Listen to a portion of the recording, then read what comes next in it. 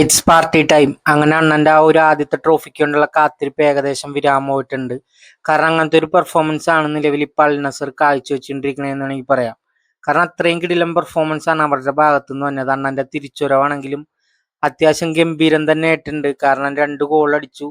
ആളുടെ ഭാഗത്തുനിന്ന് ഒരു എന്താ പറയാ, ഒരു സ്ട്രൈക്കറിന്റെ ആ ഒരു പവർ കാണിച്ചു എന്നുള്ളതാണ്. ആ പെനാൽറ്റി അല്ലാത്ത ആ രണ്ടാമത്തെ ഗോൾ ആളുടെ ഭാഗത്തുനിന്ന് വന്ന ഒരു സ്ട്രൈക്കറിന്റെ ആ ഒരു മൂവ്മെന്റ് കാണാൻ തന്നെ അത്രയും രസമാണെന്ന് പറയാം. അത്രയും കിടിലിനൊരു ഗോൾ തന്നെയായിരുന്നു.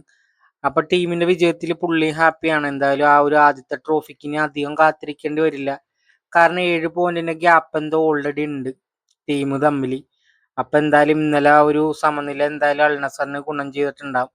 അൽ ഹിലാലിന്റെ ആ ഒരു സമനില ടീം ഈ ഒരു ഫോമിൽ തന്നെ പോയി കഴിഞ്ഞാൽ എന്തായാലും ആ ഒരു ട്രോഫി അടിക്കാൻ പറ്റും. ക്രിസ്ത്യാനോ ആണെങ്കിലും ആൾക്ക് ആ ഒരു ചാൻസ് കിട്ടിയ ആൾ ആ ഒരു ഗോൾ അടിക്കുന്നുണ്ട്. ആളുടെ ഭാഗത്തുനിന്ന് ഒരു man of the match performance ആ ഒരു കംബാക്കിന് കിട്ടിയിട്ടുണ്ടെന്നുള്ളതാണ്. ആളുടെ ആ 967 ഗോൾ അടിച്ചിട്ടുണ്ട് ആള്.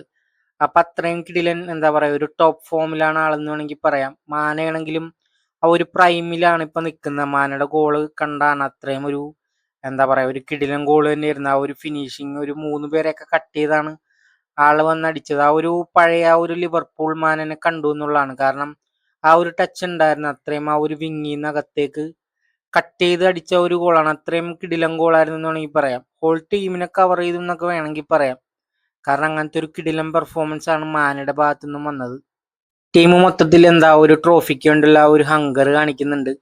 ടോട്ടൽ എല്ലാവരും തന്നെ അത്യാവശ്യം കിടിലനായിട്ട് തന്നെ കളിക്കുന്നുണ്ടെന്ന് വേണമെങ്കിൽ പറയാം. ടോപ്പ് ഫോമിലാണ്. ഇനി ഫെലിക്സ് കൂടി വരാനുണ്ട്.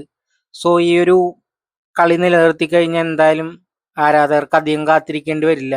ജീസസ് ആണെങ്കിൽ ടാക്റ്റിക്കലി ആളുടെ ആ ഒരു ബ്രില്യൻസ് തിരിച്ചു വന്നു എന്നുള്ളതാണ്. ആളുടെ ആ തുടക്കം ഗംഭീരമായിരുന്നു. ഡെയിലി 2-3 കളികളൊക്കെ അൽ നസർ തോറ്റിട്ടുണ്ടായിരുന്നു. അതെല്ലാം മാറി എന്നുള്ളതാണ്. ആ ഒരു ബാക്ക് ടു വിന്നിങ് ഡേയ്സ്, ആ ഒരു ടോപ്പ് ഫോമിൽ അൽ നസർ എത്തിയിട്ടുണ്ട്. ആ ട്രോഫിക്ക് വേണ്ടി അവരെന്തായാലും ഇപ്പോ നിലനിൽക്കുന്നുണ്ടെന്നുള്ളതാണ്. അത്രയും ഒരു കിടിലൻ പെർഫോമൻസ് ആണ് അവരുടെ ഭാഗത്തു നിന്ന് വന്നുകൊണ്ടിരിക്കുന്നത്. എടുത്തു പറയുന്ന മറ്റൊരു കളിക്കാരൻ കൂടി ഉണ്ട്. ക്രിസ്ത്യാനോന്റെ അഭാവത്തിലാണെങ്കിൽ ആള് ഗോളുകൾ അടിക്കാറുണ്ട്. അൽ ഹദാൻ എന്തോന്ന് പേര്. ആളൊരു സ്ട്രൈക്കർ ഇൻസിസ്റ്റ് എപ്പോഴും കാണിക്കുന്നുണ്ട്. ആ ഒരു സെന്ററിൽ എപ്പോഴും ഉണ്ടെന്ന് പറയാം. ഒരു കിടിലൻ പ്ലെയർ തന്നെയാണ്. അപ്പൊ അടുത്ത എന്താണ് ഒരു മുതൽക്കൂട്ട് തന്നെ ആയിരിക്കും എന്തായാലും അൽ നസറിന്. അങ്ങനെ ഒരു കിടിലൻ വിജയം സ്വന്തമാക്കിയിട്ടുണ്ട്. 2-1 ഒരു നല്ലൊരു വിജയം എന്ന് വേണമെങ്കിൽ പറയാം സിമിയോണിക്കെതിരെ. അങ്ങനെ പോയിന്റ് ഗ്യാപ്പ് നല്ല വ്യത്യാസം വന്നിട്ടുണ്ട് റിയൽ മാഡ്രിഡിനെതിരെ. അപ്പൊ ഹാൻസി ഫ്ലിക്ക് എന്തായാലും ബാഴ്സനെ കുതിപ്പിച്ചുകൊണ്ടിരിക്കണേന്ന് വേണമെങ്കിൽ പറയാം. എടുത്തു പറയേണ്ട കളി നമ്മൾ കണ്ടതാണ്. അത്രയും ബ്രില്യന്റ് പെർഫോമൻസ് ആണ് യമാലിന്റെ ഭാഗത്തുനിന്ന്. ഈ ഒരു കട്ട് ചെയ്ത ആളകത്തേക്ക് വന്ന ഒരു മൂവ്മെന്റ് കിടിലൻ തന്നെയായിരുന്നു.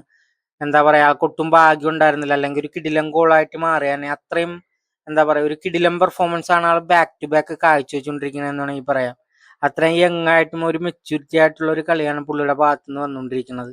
ഈ ഒരു നട്ട്ബഗ് എടുത്തിട്ട് ആളുടെ ഭാഗത്തുനിന്ന് ആ ഒരു ട്രിവല്ല പാസ് ഒക്കെ എല്ലാവരും കണ്ടാണ്. എന്താ പറയാ, ഒരു ഞെട്ടിക്കുന്ന ഒരു കിടിലം പാസ് എന്ന് വേണമെങ്കിൽ പറയാം. അത്രയും ഒരു ബ്രില്യൻസ് ആയിരുന്നു. റഷ്ഫോർഡ് ആണെങ്കിലും ബാക്ക് ടു പ്രൈം എന്ന് വേണമെങ്കിൽ പറയാം. കാരണം ആളുടെ ഒരു പഴയ ഒരു ഫോമിലേക്ക് തിരിച്ചു വന്നിട്ടുണ്ട്. ഈ ഒരു ഫിനിഷിംഗ് ആണെങ്കിലും കിടിലൻ തന്നെയായിരുന്നു. ആളെന്തായാലും ബാഴ്സലോണ വാങ്ങിക്കും. ആ ഒരു റിലീസ് ക്ലോസ് എന്തായാലും ആക്ടിവേറ്റ് ആക്കും. പിന്നെ ക്യാൻസലോ ആളെന്താ പറയാ, ആളുടെ ഒരു എന്താ പറയാ, ഒരു വണ്ടർഫുൾ പെർഫോമൻസ് എന്ന് വേണമെങ്കിൽ പറയാം. ആളുടെ ഭാഗത്തു നിന്നാണെങ്കിലും ഒരുപാട് മൂവ്മെന്റ്സ് ഉണ്ടായിരുന്നു. ക്രിയേറ്റിവിറ്റിയിലാണെങ്കിലും ഡിഫൻസിലാണെങ്കിലും ഒരുപാട് മൂവ്മെന്റ്സ് ഉണ്ടായിരുന്നു. ആളുടെ ആ ഒരു ഒരു ഡിഫ്ലക്ഷനിൽ നിന്നാണ് ആ ഒരു ലെവൻഡോസ്കിയുടെ ആ ഒരു ഗോൾ വന്നതെന്നാണെങ്കിൽ പറയാം. അതും അത്യാവശ്യം നല്ലൊരു മൂവ്മെന്റ് തന്നെയായിരുന്നു ബാഴ്സലോണക്ക്.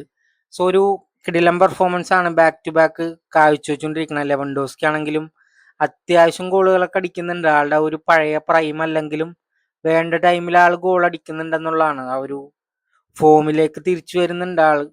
ബാഴ്സക്ക് വന്നതിന് ശേഷം അത്യാവശ്യം നല്ല പെർഫോമൻസ് ഒക്കെ തന്നെ കാഴ്ചവെച്ചിട്ടുണ്ട്. ഓവറോൾ നോക്കിക്കഴിഞ്ഞാൽ ആളുടെ പെർഫോമൻസും കിടിലൻ തന്നെയാണ്. ആ ഒരു പഴയ ഒരു സ്ട്രൈക്കറിങ് സിസ്റ്റം ഉള്ള പോലെ എനിക്ക് തോന്നിയില്ല. അല്ലെങ്കിലും അത്യാവശ്യം നന്നായിട്ട് തന്നെ കളിക്കുന്നുണ്ട്.